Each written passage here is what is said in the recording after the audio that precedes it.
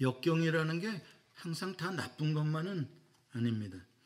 사실 우리는 역경을 통해서, 고난을 통해서 더 배우기도 하고 더 단련되기도 하는 그런 효과를 거둡니다. 특별히 이번 팬데믹을 한 2년여 지나오면서 이런저런 삶의 교훈들을 배우게 됩니다. 그 중에서 한 가지는 우리가 서로 참 많이 연결되어져서 살고 있구나. 혼자 사는 세상이 아니구나.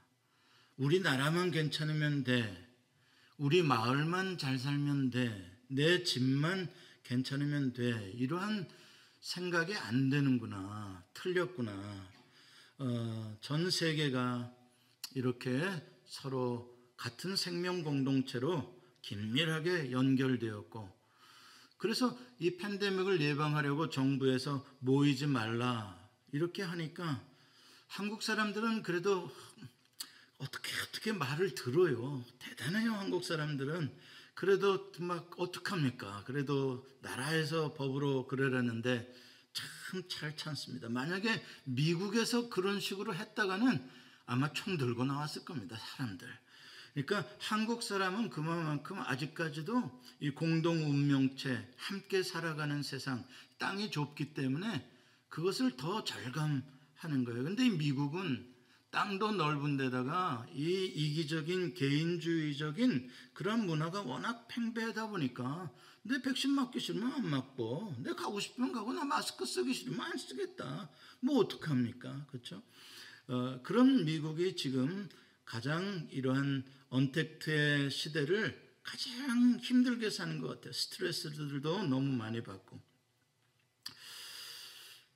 그래서 이번 팬데믹을 통해 우리가 배우게 되는 게 그동안 너무나 우리가 좁은 눈으로 내 가족 막 이렇게만 생각하던 시야를 좀 넓혀서 나만 아니라 이웃도 살아야 되겠고, 의료기관에 종사하는 사람들도 살아야 되겠고, 지금 애를 쓰고 있는 정부의 공무원들도 좀 살아야 되겠고, 이렇게 주변을 좀 돌아보고 다른 나라들도 좀 돌아보는 그러한 시각을 넓혀주는 그러한 교훈을 우리에게 주고 있습니다.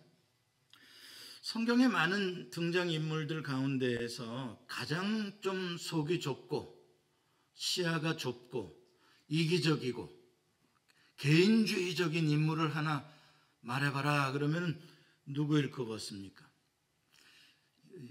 이름에 그 힌트가 있습니다. 그 사람 이름이 발뒤꿈치랍니다.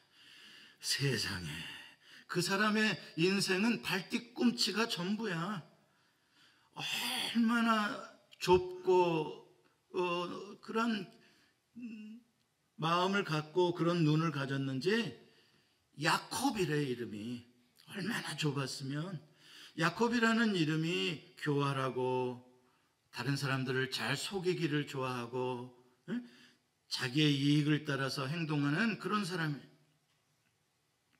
그래서 야곱은 자기 형으로부터 아주 교활하게 장자권을 자기가 뺐고, 자기 아버지는 눈이 어두워서 큰아들인지 작은아들인지 구분을 잘 못하니까 무슨 양털을 갖다가 자기 몸에 붙이고 들어가서 내가 큰아들 예섭니다 거짓말 해가지고 장자의 축복을 받아내고, 그 결과로 가족관계가 다 깨져버려요. 아들 둘 쌍둥이 형제가 서로 원수지간이 됐어요. 그래서 한 집에 살 수가 없어 결국 야콥은 집에서 쫓겨나는 신세가 된 거예요. 자, 이랬던 야콥이 집에서 쫓겨나서 이제 광활한 광야를 또 저 먼 메소포타미아까지 멀리 이렇게 이동하면서 어느 누구에게도 제대로 보호받지를 못하니까 자기 혼자 어떻게 자기의 의지로 생존해 보기 위해서 외로운 늑대처럼 그렇게 적대심을 가지고 사람들에게 대하면서 살아왔던 사람이에요. 그랬던 야곱이 어떻게 하나님의 간섭과 개입하심으로 말미암아 이 사람이 점점 변화되고 성장하더니 이스라엘이라는 하나님의 나라, 그 하나 되는 12지파의 공동체의 조상이 됐냐 이 말이에요. 그런 관계의 사람으로, 하나됨의 사람으로 더 많은 사람들끼리 연합하게 하는 그러한 새로운 미래를 창조하는 그런 사람이 될 수 있었나? 이게 바로 야곱의 스토리예요. 하나님은 이렇게 야곱이라는 한 사람의 인생 속에 개입하시고 동행하시고 이끄셔서 결국 그의 눈을 전 세계를 향하여 넓혀주시고 하늘을 바라볼 수 있게 해주셨다. 야곱이 주로 생활하던 것이 엄마 치맛자락 붙잡고 집에서도 특별히 부엌에서 엄마한테 요리 배우고 그냥 부엌 그 좁은 세계에서 어떻게 내가 장자권이라도 좀 받아서 좀 살아볼까, 그게 전부였던 사람이에요. 근데 집에서 쫓겨나서 베델 광야에서 돌베개를 베고 땅바닥에서 자는데 기가 막힌 거죠. 아무것으로부터 보호받을 수가 없는 그런 홀몸이잖아요. 그런데 꿈을 꾸는데 땅에서부터 하늘로 사닥다리가 연결되어져 있는 꿈을 꿨어요. 땅만이 아니라 하늘의 세계가 있다는 것이 보이는 거예요. 그리고 천사들이 그 하늘의 세계와 땅의 세계를 오가는 모습을 보는 거고, 눈을 더 들어보니 하늘에서 여호와 하나님께서 말씀하시는 소리를 들어요. 이건 놀라운 일입니다. 땅의 것 발뒤꿈치 정도만 추구하며 살던 이 야곱의 눈에 처음으로 하늘 세계가 열리고 자기가 이야기로 들었던 여호와 하나님이 그 하늘 위에서 땅을 내려다보시는 그러한 분이라는 것을 처음 경험해 보는 거예요. 야곱으로서는 깜짝 놀란 일이죠. 자기 혼자 이 외로운 땅에, 위험한 땅에 있다고 생각했는데 그 하늘의 하나님이 지금 나와 함께 해주시는 하나님이라니 놀랍도다. 그의 눈이 처음으로 하늘을 향해 열려져요. 오늘 본문 1절에 보면 이제 그 베델에서 잠에서 깨어난 후에 하나님의 언약의 말씀을 가지고 비교적 가벼운 발걸음으로 야곱이 이제 북메소포타미아 지방까지 이제 이동을 하게 됩니다. 약 400마일이 넘는 거리를 걸어간 거예요. 부엘세바 자기 원래 집으로부터 치면은 450마일, 적어도 15일 이상을 걸어간 것입니다. 그 지방에 이르러서 눈으로 보니까 우물이 하나가 있더라. 근데 우물 주변에 새 목자가 이끄는 새 양떼가 다 이렇게 누워 있더라. 그게 이제 보였어요. 우물은 큰 돌로 닫혀 있었습니다. 저 양떼들이 왜 물을 안 먹고 저렇게 누워서 가만히 우물물은 저렇게 덮어놓고 있나? 3절에 그 이유가 나와요. 모든 떼가 모이면 그들이 우물 아귀에서 돌을 옮기고 그 양떼에게 물을 먹이고는 우물 아귀를 그 자리에 다시 그 돌을 덮더라. 그러니까 물을 먹이려고 먼저 도착한 목자들이 다른 늦게 오는 목자들과 그 양떼들을 기다리느라고 아직 우물 뚜껑을 열지 않고 다들 거기서 기다리는 중이었다, 이 말입니다. 그래서 이제 야곱이 그 목자들에게 묻습니다. 당신들은 어디에서 온 목자들이요? 그랬더니 하란에서 왔다는 거. 하란이면 바로 지금 야곱이 찾아가는 그 외삼촌 라반이 사는 동네잖아요. 그러니까 그들에게 물어요. 혹시 나홀의 손자라고 라반이라고 아십니까? 그랬더니 우리가 잘 안다. 그가 잘 계십니까? 그랬더니 그 평안하게 잘 산다. 지금 그의 딸 라헬이 그의 양떼를 데리고 지금 우물로 오고 있는 중이다. 이렇게 이야기를 하는 거예요. 야곱이 정말 기뻤을 거예요. 생각해 보세요. 난생 처음 낯선 곳에 갔는데 자기 삼촌을 아는 사람을 만났고 그 삼촌의 딸이 지금 오고 있다니 얼마나 안심이 되고 기뻤겠어요. 그런데 갑자기 기다리다가 7절에 생뚱맞은 말을 그 목자들에게 합니다. 뭐라고 말하냐면 해가 아직 높은데 가축 모일 때가 아니니까 양에게 물을 먹이고 가서 풀을 뜯게 하라. 참 이상해요. 왜 이런 말을 했을까? 그렇죠? 해가 아직 많이 남았는데 뭐 이러고 게으름 피고 있냐? 물 먹이고 가서 또 풀 한 번 더 뜯기고 그리고 잠자러 가라 이렇게 이야기를 하는 거예요. 야, 이런 식으로 양을 기르면 이게 효율적이지가 않다, 이게 생산적이지가 않다, 이거 그런 이야기를 하는 겁니다. 자, 어쨌든 간에 이유가 무엇인지 모르겠어요. 아니면 그 목자들을 다 보내버리고 그냥 라헬하고만 딱 둘이서 만나려고 그랬는지도 모르겠어요. 이건 어쨌든 야곱 개인의 생각이잖아요. 그렇죠? 그리고 야곱은 그 주인도 아니고 지금 객이야, 객. 그 처음 와가지고 그 목자들은 그 지방을 살아가는 사람들인데, 아니 낯선 이방인이 말이야, 나그네가 와가지고 목자들한테 이래라 저래라 뭐 지가 이야기를 하는 건 아니죠. 그건 아주 주제넘은 아주 건방진 태도입니다. 그러니까 여기서 우리가 보건대 뭐예요? 이 야곱이라는 친구는 말이야, 자기 생각이 굉장히 강한 친구구나. 이거 낄 때 못 낄 때를 구분을 못해요. 뭐 자기가 거기서 개입할 일이 뭐가 있습니까? 자기는 라헬 만나서 그냥 자기 삼촌 집에 가면 될 일이지, 목자들한테 물을 먼저 먹이라는 둥, 뭐 가서 치라는 둥, 그걸 자기가 할 일이 아니잖아요.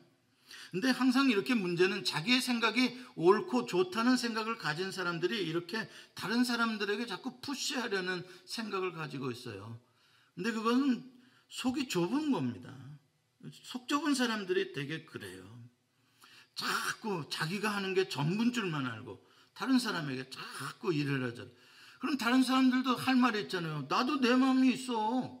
왜 나한테 자꾸 이래라 저래라 해? 그러죠. 그럼 야, 이렇게 하는 게 더 좋은 거니까 내가 말하는 거지. 이렇게 자꾸 푸시를 하는 거예요. 목자들이 8절에 그 야곱의 말에 대해서 뭐라고 대답을 합니까? 이렇게 말해요. 우리가 그리하지 못하겠노라. 때가 다 모이고 목자들이 우물 아귀에서 돌을 옮겨야 우리가 양에게 물을 먹이느니라, 이렇게 대답을 한 거예요. 이 대답을 들은 야곱은 어떻게 생각했을까요? 이 멍청한 것들. 좋은 어드바이스를 해주면 들을 줄 알아야지. 그 목자들이 일하기 싫어가지고 말이야, 게을러 빠져가지고 말이야, 이 좋은 아이디어를 줘도 그걸 받아들일지를 모른다고 말이지. 한심하다고 말이지. 아마 야곱은 그렇게 생각했을 거예요. 자기 생각이 옳으니까요. 먼저 오는 대로 물 떠서 먹이고 가고, 또 그 다음에 오는 사람 또 물 떠서 먹이고 가고. 이러면은 막 얼마나 순서도 좋고, 거기에 양떼들이 다 모여가지고 그냥 막 시끌복잡 막 해가지고 이렇게 하는 것보다 얼마나 효율적이고 좋아요. 그런데 그걸 가르쳐 주는데도 이거를 안 들으니까 야곱은 아마 그 목자들 보고 미련하다고 했을 거예요. 왜 먼저 온 사람이, 부지런한 사람이 나중에 오는 그 게으른 사람을 위해서 희생하며 거기서 양들이 목말라 하는데 그렇게 시간을 보내야 되고 거기서 기다려줘야 되냐고요. 여러분, 미국에서 제가 제일 먼저 배운 단어가 first come first serve라는 거예요. 모르신갑다. 미국 생활을 하신 지가 얼마 안 됐나. first come first serve라는 것이 있어요. 먼저 오는 대로 서빙을 받는 거야. 번호 타가지고. 야곱과 목자들의 이 갈등, 7절과 8절의 갈등이 오늘 본문의 아주 중요한 주제예요. 왜 야곱이 말하는 대로 하면 훨씬 효율적으로 이렇게 first come first serve로 잘 될 것 같고 게으름 피지 않고 일을 더 열심히 할 것 같고 생산성도 좋아질 것 같은데 왜 이렇게 다 양떼들이 모인 다음에서야 이 우물 돌을 옮기고 한꺼번에 물을 먹이냐 이 말입니다. 왜 그랬을까? 왜 하란의 목자들은 야곱의 제안을 듣지 않았을까? 우리가 그렇게 못하겠다, 다 모인 후에야 우리가 그렇게 한다, 이거는 뭔가 의무적인 뉘앙스를 거기에 가지고 있는 거죠. 개인의 뜻대로 하는 게 아니다. 이건 지금 우리들끼리, 이 지역의 목자들끼리 뭔가 약속되어져 있는 내용이기 때문에 이거를 우리가 지켜야 한다, 이러한 의미를 분명히 가지고 있는 거죠. 자, 그렇다면 왜 그 지역의 목자들은 first come first serve로 안 하고 다 함께 모인 다음에 한 번에 이 우물을 열어서 한 번에 마시고 한 번에 닫고 다 떠나게 이렇게 했을까 생각을 해봐야죠. 문제는 양떼는 많고 물은 부족하기 때문입니다. 물도 많으면 뭐 그거 상관할 거 없어요. 그냥 아무나 와서 아무 때나 먹고 가면 그만이에요. 근데 양떼는 많고 우물은 정해져 있다 보니까 이 우물물이 귀한 거예요. 아무나 아무 때나 그냥 막 썼다가는 이 우물이 말라버릴 수도 있고 낭비되어서 아니면 여러 가지 모래가 들어가든지 아니면 동물의 사체 같은 게 들어가서 물이 썩고 오염되든지 있을 수 있는 거죠. 사실 우물물이라는 것은 그냥 자연물이 아니라 누군가 판 것이기 때문에 인공샘이기 때문에 주인이 다 있어요. 우물에는. 그런데 그 주인이 자기 거라고 자기 양떼만 먹인 게 아니라 인근 주변의 목자들과 양떼들을 생각해서 이런 언약을 맺는 거예요. 우리 우물을 열어줄 테니까 단지 이때 정한 시간에들 와서 먹고 위생적으로 우리가 이 물 관리를 잘하자. 그리고 너희들은 양떼 물 먹인 값을 1년에 나한테 양 2마리씩 이렇게 요금을 내는 걸로 이렇게 하자. 이렇게 함으로써 어떻게 돼요? 우물물 가지고 싸울 일도 없고 주변 사람들과도 같이 공생하며 살 수가 있는 것이죠.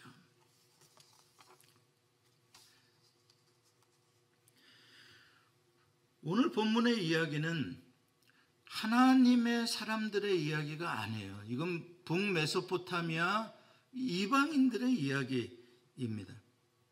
교회 공동체 이야기가 아니에요. 그냥 세상 살아가는 사람들의 이야기예요.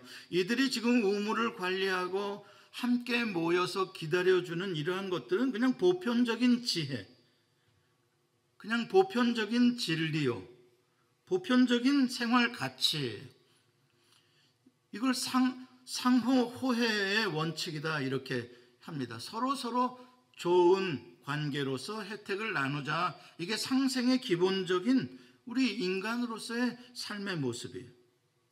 그런데 참 아이러니한 건 이방인들도 이렇게 일반적인 보편적인 가치와 지혜를 가지고 그 우물 하나를 지키기 위해서 먼저 온 자가 나중 온 자를 배려해주며 기다려주며 희생하며 공동체의 생활을 이렇게 하고 있는데 하나님의 복을 사모하고 하나님을 추구하며 산다는 하나님의 사람 야곱은 그들보다 훨씬 지혜가 모자라는 거예요.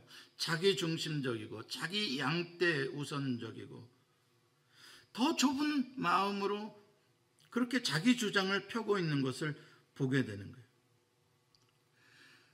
하나님을 믿는다는 사람들이 세상 사람들보다 마음이 더 좁아 터졌어요. 이게 지금 문제인 거예요. 하나님은 이 좁은 마음, 좁은 눈을 가진 야곱을 훈련하기 위해서 그 좁은 부엌이 아니라 이 넓은 전 세계 문명에 가장 발달된 메소포타미아로 야곱을 보내서 더 넓은 세계, 많은 민족들이, 다른 사람들이 함께 어떻게 더불어 살아가고 있는 세상인지 하나님이 보게 하시는 거예요. 하늘도 보게 하시고 땅도 더 넓게 보게 하시고. 여러분들을 왜 하나님께서 좁은 한국 땅에서 이 넓은 미국 땅으로 보내셨을까요? 여기 와보니까 여러분들 뭐가 넓어요?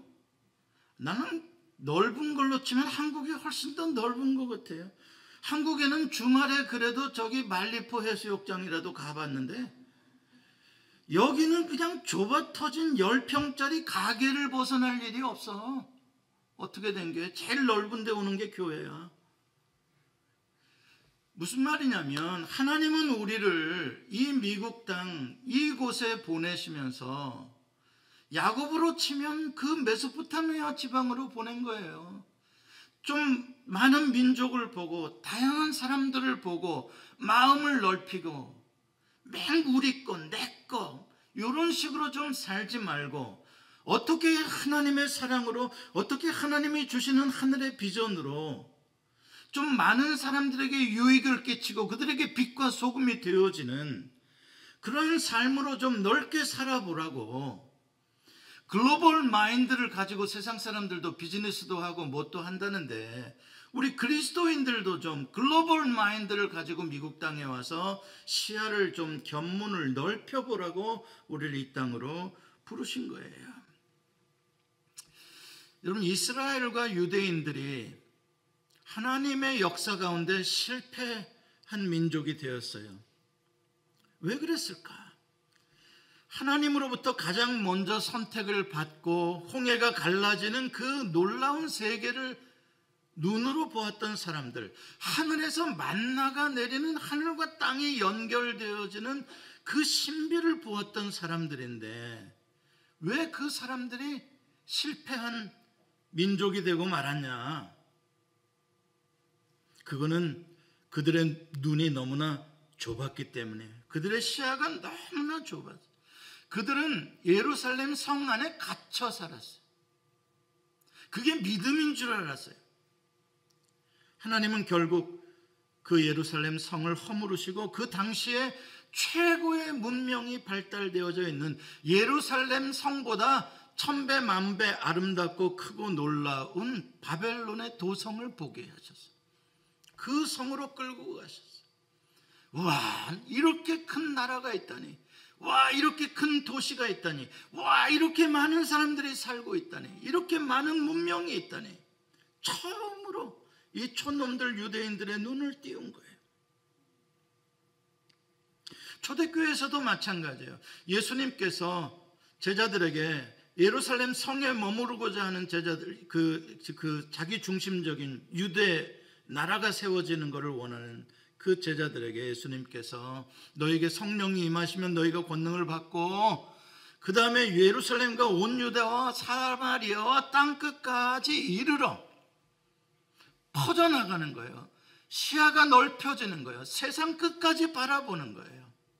무엇으로? 하늘이 열려 성령이 임하는 것도, 하늘과 땅이 연결되고 그게 그리스도인이고 그 비전으로 세계를 향하여 나아가는 눈을 가져라. 그게 성령의 권능이다. 그렇게 말씀하시는데 예루살렘의 초대교회가 생긴 다음에는 지들끼리만 모여서 먹고 마시고 지지고 볶고 지들끼리만 하는 거예요. 사마리아와 땅끝까지 갈 생각을 하지를 않아요. 그래서 강력한 핍박의 바람이 교회에 불어오면서 그들을 흩어놓잖아요. 그들이 예루살렘 교회에서 너무 좁은 마음으로 살아갈 때는 교회 안에서도요, 히브리파 사람들은 히브리파 과부들만 보여가지고 구제를 해도 자기 우리 민족이니까 니들 더 많이 먹어, 이런 좁아 터진 행동을 했었던 사람들이에요. 하나님 흩으셨어요.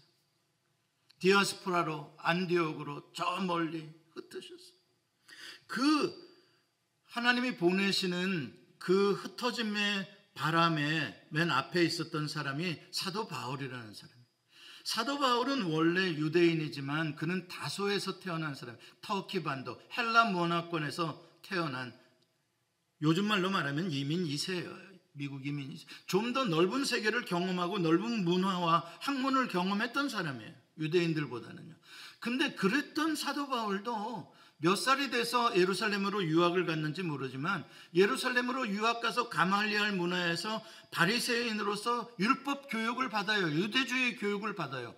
그걸 받고 나서 완전히 눈이 닫혀져 가지고요, 자기 민족 그냥 유대주의, 바리새주의 그것밖에 모르는 사람이 됐어요.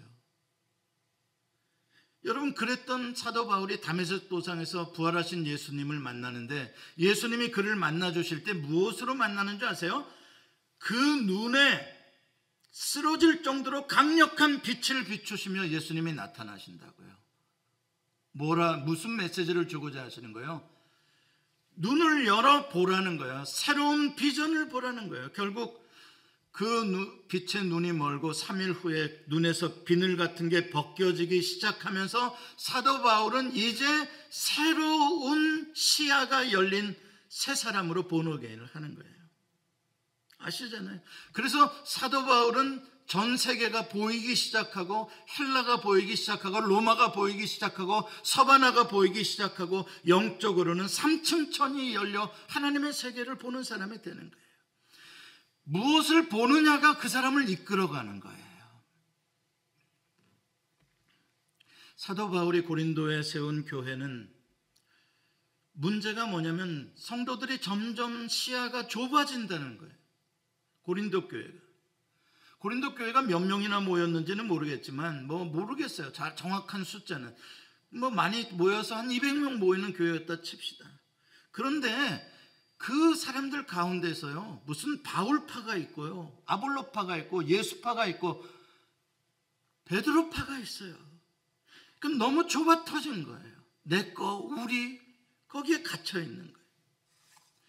더군다나 성만찬을 하고 나면, 성만찬이 끝나면 이제 교회에서 애찬식을 함께 이렇게 음식을 나눠 먹는데, 문제가 뭐였냐면 부자들은 일을 안 하니까 일찌감치 와요. 집에서 맛있는 음식을 싸가지고, 이제 왜냐하면 각자 싸온 음식들을 상에다 펴놓고 함께 먹으니까요. 와요. 근데 이제 배가 고픈 거죠. 기다리려니까. 근데 노동하는 사람들, 가난한 사람들은 6시가 돼야 퇴근을 하고 오는 거예요. 점심도 제대로 못 먹고 그 사람들은 일을 하고 오는 거예요. 부지런히. 오늘 교회 가면 성찬식이니까 좀 배부르게 좀 먹으려나 하고 온 거예요. 근데 와보니까 이미 성찬식 다 끝났다는 거예요.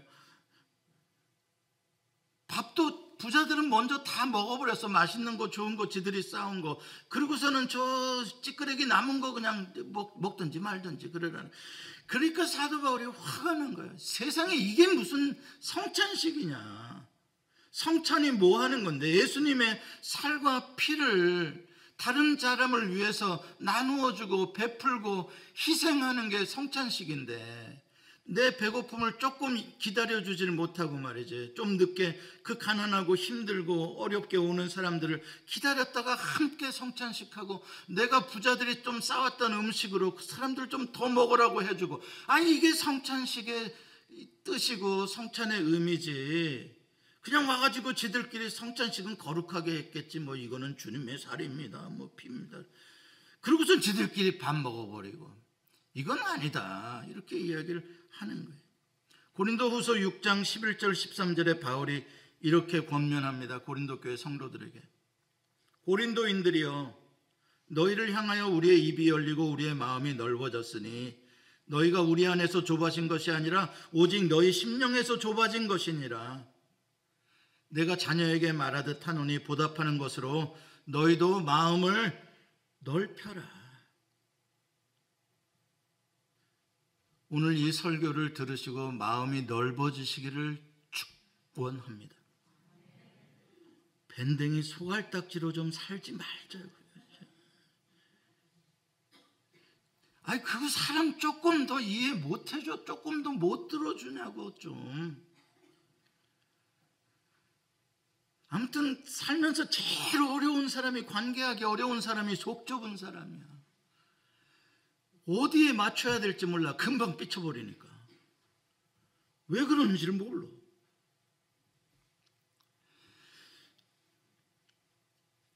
여러분, 아이들이 자라난다, 성숙한다, 성장한다, 신앙이 자라나서 성화된다, 다 무슨 뜻이겠어요? 보는 시야가 넓어진다는 것이고 마음이 넓어진다는 거예요. 마음이 넓어지지 못한 아이를, 그 사람을 뭐라 그래요? 어른 아이라 그래요. 마음은 애기단 말이야. 자기중심적으로 다른 사람의 삶을 이해해 주지 못하는. 그러니까 믿음이 자라났다, 믿음으로 산다라는 건 무슨 말이냐면, 믿음의 렌즈를 갖는다는 건 무슨 말이냐면, 내 육신의 눈에 갇혀 사는 게 아니라 하나님이 주시는 그 성품으로, 예수 그리스도의 눈으로, 하늘의 눈으로, 하늘에 앉은 자로서 이 땅을 바라보는 거예요. 영어로 bird's eye view라는 말이 있어요. 조감도라고 하죠, 한국말로. 새들이 날아가는 공중에서 새의 눈으로 세상을 좀 바라봐도 세상이 달리 보여요. 요즘에 드론 띄워가지고 세상을 바라봐도 달리 보인다고요. 그런데 우리들은 어떤 사람들이다? 하늘에 앉아서 땅을 보는 사람들이라는 거예요. 믿음이라는 것은 시야가 넓어지고 시야가 높아지고 시야가 깊어지는 거예요. 마음이 넓어지는 거예요. 창세기 15장 5절에 하나님께서 아브라함의 시야를 넓혀주세요. 아기를 아직 낳지 못하는 아브라함에게 이렇게 말씀하십니다. 그를 이끌고 밖으로 나가 이르시되 하늘을 우러러 무뼈를 셀 수 있나 보라. 또 그에게 이르시되 네 자손이 이와 같으리라. 아브라함은 지금 천막 안에서 자기의 늙어가는 육체만 바라보고 절망하고 있는 거예요. 하나님, 천막 밖으로 나와라. 저 넓은 드넓은 하늘 세계를 바라봐라. 무뼈를 바라봐라. 이게 하나님의 세계란다. 하나님이 못하실 일이 있겠느냐. 사랑하는 성도 여러분, 그리스도인과 교회는 이 세상으로부터 고립된 섬에서 우리끼리 거룩하게 수도원 짓고 사는 사람들이 아니에요. 우리는 저 산속에 있는 절 속의 중들이 아니에요. 하나님은 오히려 거룩한 산에서 우리를 세상으로 내려가라고 보내시는 분이세요. 우리를 이 세상의 빛과 소금이 되라고 보내셨다고요. 지금 길가에 쓰러져 있는 강도 맞는 자의 이웃이 되라고 우리를 보내셨다 이 말이죠. 야곱이 야복강에서 환도뼈가 위골되어지는 그러한 고통을 겪으면서 변화된 게 뭐예요? 왜 야곱이 환도뼈가 위골되어지도록 하나님께 두들겨 맞았어요? 왜요? 이 좁아 터진 눈을 열지를 모르니까요. 야, 너는 어떻게 이렇게 좁아 터졌냐 이놈아. 객지 생활 20년을 넘게 바다나라면서 그렇게 했으면 자샤 좀 눈이 넓어져야지, 좀 시야가 좀 넓어져야지. 여전히 내 재물 내 재산 가지고 내 인생 내가 할 수 있는 것처럼 생각하고 사냐. 너는 어떻게 네 고집만 갖고. 하나님이 하도 답답해서 그냥 궁둥이를 때리신 거예요. 이놈아, 좀 넓게 팔아 이놈아. 내가 있지 않냐 이놈아. 어? 야곱의 눈을 열어주시는 거라고요. 그랬더니 그날 밤이 지나고 야복강 건너편의 동편에서 해가 떠오르더라 이 말이죠. 무슨 뜻이에요?